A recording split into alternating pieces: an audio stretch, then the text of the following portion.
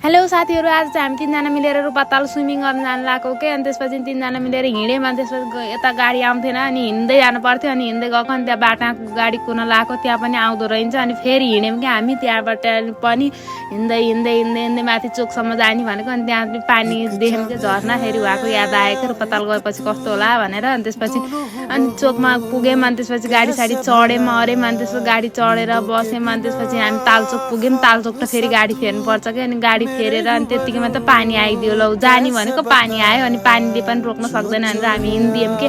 तीनजना मिलेर हिँड्यौँ। अनि भाइ भेटियो, भाइलाई चाहिँ मैले कोसेल ल्याइदिएको थिएँ, दिएँ। अनि त्यसले हाई गर्यो। अनि त्यसपछि नै हिँड्दै हिँड्दै गएको। अनि गाडी त ओर्लिएपछि अनि उहाँ पुगेपछि त फाइनल्ली पुग्यौँ कि। छाता ओढ्दै नि हामीलाई पानीले पनि रोकेन। अनि गयौँ हामी। अनि त्यहाँ गइन्जेलसम्म त मान्छे त कति धेरै के यस्तो चिसोमा नि खेलेछन् जस्तो भएको थियो। अनि कपडा सपडा फेरेर हामी जान लागेको त पहिला त डर लागिरहेको थियो, पछि पानीमा गएपछि निस्किनै मन लागेन। अनि फोटो भिडियो सबै खिच्यौँ। अनि रमाइलो भइरहेको थियो। अनि त्यसपछि अब फोटो भिडियो खिचेर पनि यसो अलिअलि पोस्ट दिनु पऱ्यो भनेर अनि नानी त त्यहाँ पौडी खेल्न थाल्नु भयो कि। अनि त्यसपछि म पनि त्यहाँ यसो पौडी खेल्छु भन्ने राखेको थिएँ। अनि जाडो भएर काम नथाल्यौँ। अनि भयो अब जाने भनेर निस्किएको। अनि निस्किँदै जहाँ अब कपडा सपडा फेरेर अनि हामी हिँड्दै पनि गाडी पाएनौँ कि। अहिले पनि टुकुन टुकुन हिँड्यौँ। अनि अङ्कल घर आएर चिया खायौँ। अनि त्यसपछि त्यसले मलाई देखान भनेर आएको थियो भ्लगमा। अनि मैले देखाएँ। अनि सबैजना मिलेर त्यहाँ बसिरहेको थियौँ, कुरा गरिरहेको थियौँ। अनि त्यतिकैमा गाडी आयो। अनि त्यसपछि गाडी चढेर हामी घर आयौँ। बाई।